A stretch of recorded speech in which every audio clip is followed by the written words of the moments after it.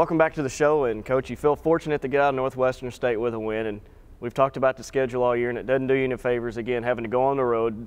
Both games this week were on the road, Texas-Arlington. At least you were familiar with the place, but you're playing in an arena for just a second time, and you knew that Texas-Arlington was going to be fired up because they were playing much better basketball. They really were, and they were undefeated in the building, having won on that Wednesday, and so we knew that they were going to be geared up pretty well. And our schedule, again, has been brutal, but it is what it is, and we have to try and make the most of it. But we were excited to get into that new building, and I actually talked to them about that before the game. Is, you know, looking back as you grow your career and you get out of basketball and get away from basketball, looking back to be able to say that you were the first one to win in a new arena, as that arena will become historic.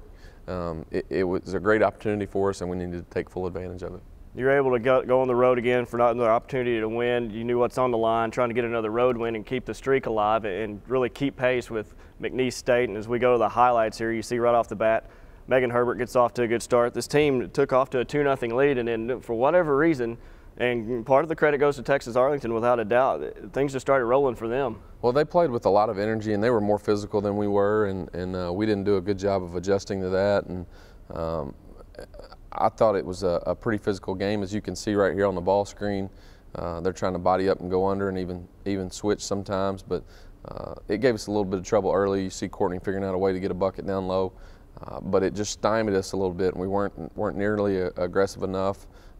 But we were able to stay in the game, you know, there for a little bit, and then it just got away from us. And as you see, Megan Herbert on the kick-out three to Brittany Gowans, and then Courtney Duver banking the three in. I told her she probably need to call that off the glass shot next time, but we'll take it any way we can get it.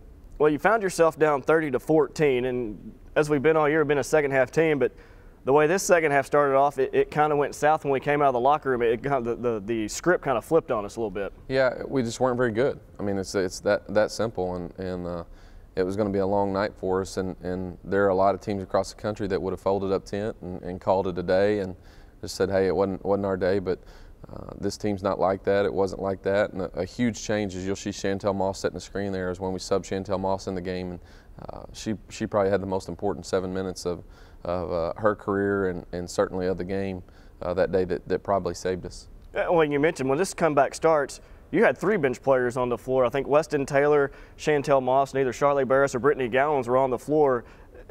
We've talked about how big the bench was, but they kind of set a different tone for the second half. It's like enough's enough, and Chantel Moss was part of that. Well, she was a huge spark for us. Brittany Gowans did a great job. Weston came off the bench. You know, Charlotte Burris, Marcy Moffitt. So we had different rotations on different sets and different segments of the game, and we were able to get it going a little bit. And then we found ourselves in a ball game, and we were able to, you know, come back and make the plays necessary to get there where we needed to go. And you see Nakia Guyton on a circus shot that happens to go, and we're able to get to the free throw line.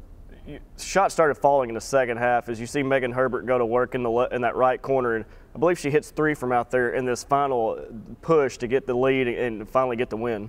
Yeah, I mean, she gets loose on the same play back to back to back and is able to knock it down, and you know, it was a huge lift for us. And then they're focusing on her, and she kicks it to Destiny, and Destiny knocks down a 3, and you know, now we're back in the ball game, and we figure out a way to take the lead and hang on. So you only shot 26% from behind the arc, but you made 5 in the second half, and it seemed like all of them came right in time. Yeah, and it's funny how things work out that way. We were fortunate to be on that end of it.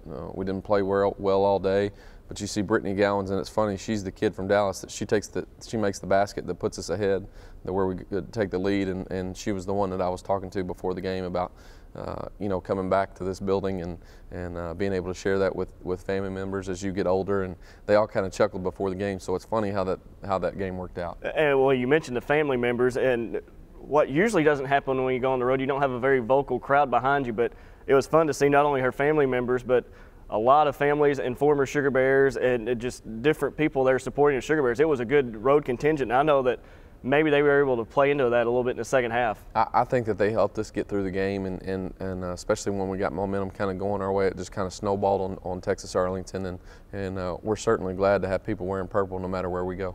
When we talked about that shot by Brittany Gowans, that's also the Sonic Play of the Week, and it's good to see a local kid. She hasn't got a whole lot of playing time over the last few weeks, but kind of like last year, she didn't get a lot of playing time at certain points, and then she comes in and she gets on a roll and really gives this team a pick-me-up, and boy, did we need it Saturday. And I'm excited for her. You could just tell she was just happy with it, and anytime you can see any of your players have the success that she had, and right there in front of her hometown crowd, and it was a big play for us, and she gave us a good lift off the bench. 53-51 final score. You win your 7th in a row. You move to 18-4 overall, 8-1 in league play, and talk about the bus ride home as you were keeping us updated on some of the things going on around the Southland Conference and what that means now. Well, it's the time of year where you watch other scores, and we knew that we struggled at Stephen F. Austin, and McNeese played there, and so we were just getting updates on the score there, and Stephen F. Found a way to give McNeese some problems, and we can certainly relate to the struggles at Stephen F. And Stephen F. was able to come out on top against McNeese, and it gives us the sole possession of first place in the Southland Conference currently.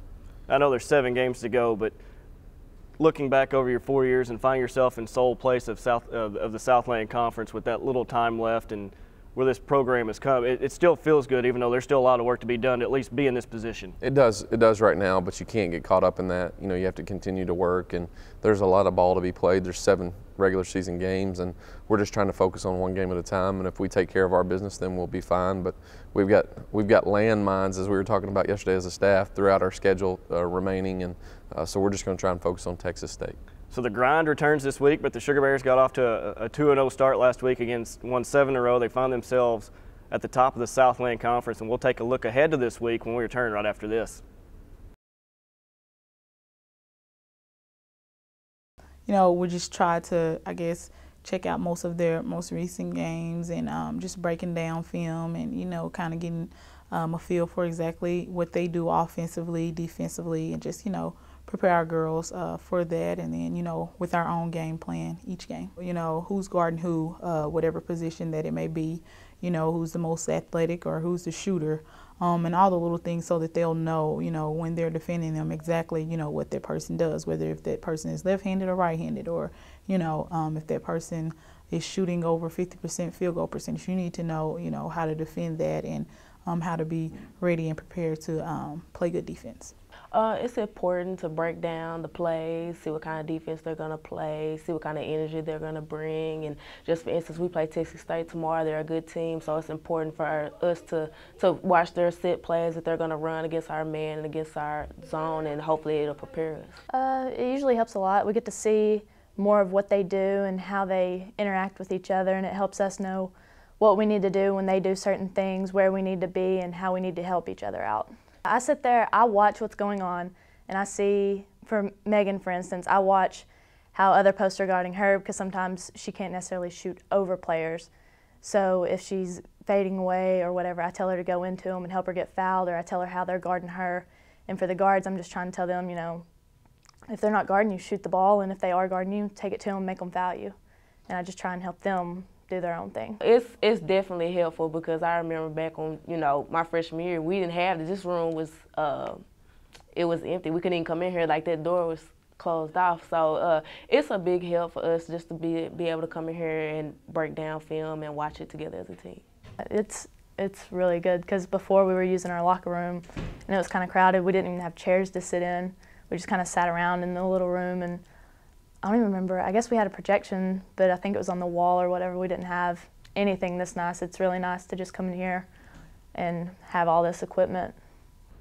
As we come back to the show in the final segment, the AT&T Player of the Week, I guess you got to go with the back-to-back Southland Conference Player of the Week, Megan Herbert, who I think averaged like 22.5 points, 13.5 rebounds, and obviously we went 2-0, and not enough can be said about her, I'm sure.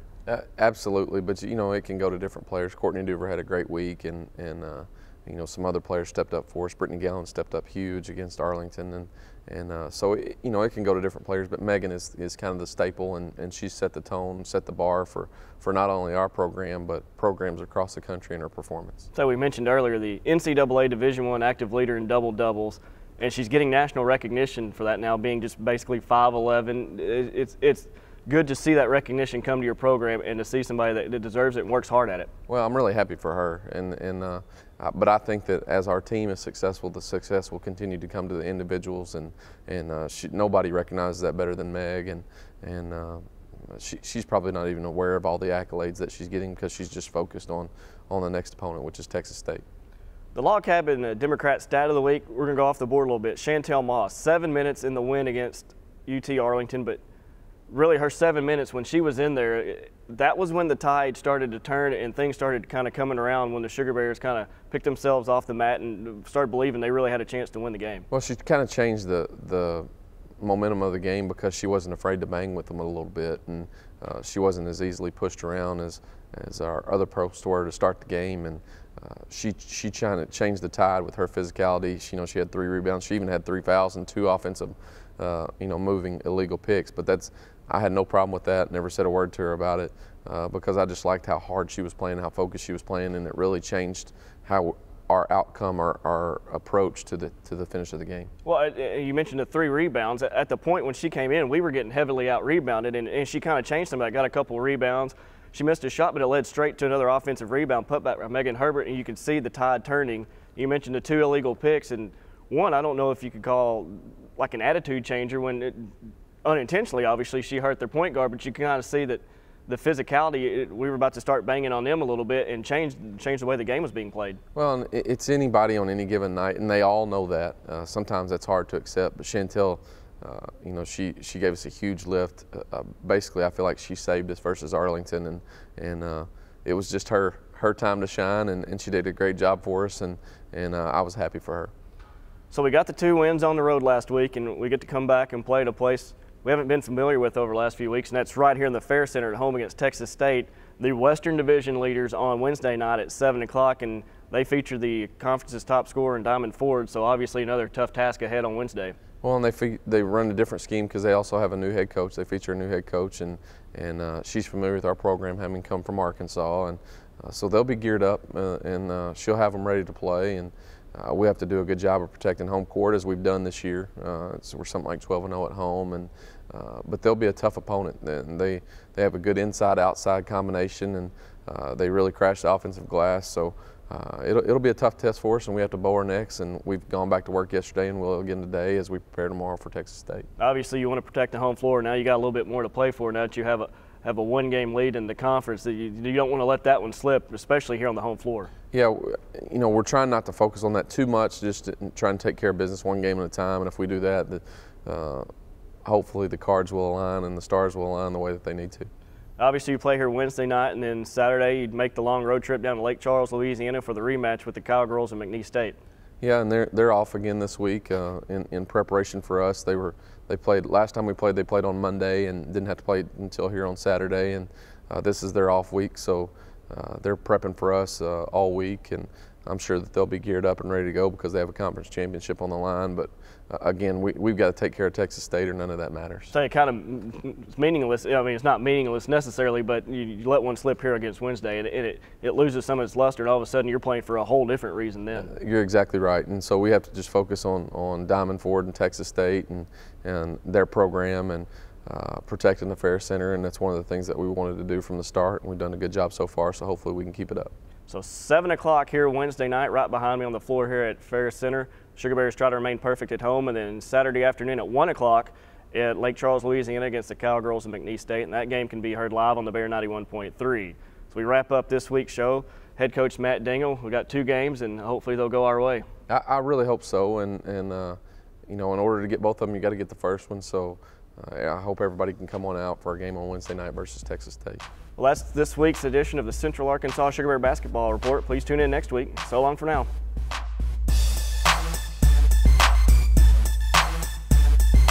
The Matt Daniel Collins Show is on the Bear 91.3 KUCA at 7:30 on Mondays at Beef O'Brady's in Conway. Come by for a chance to meet your favorite Sugar Bears and enjoy the weekly show specials and giveaways.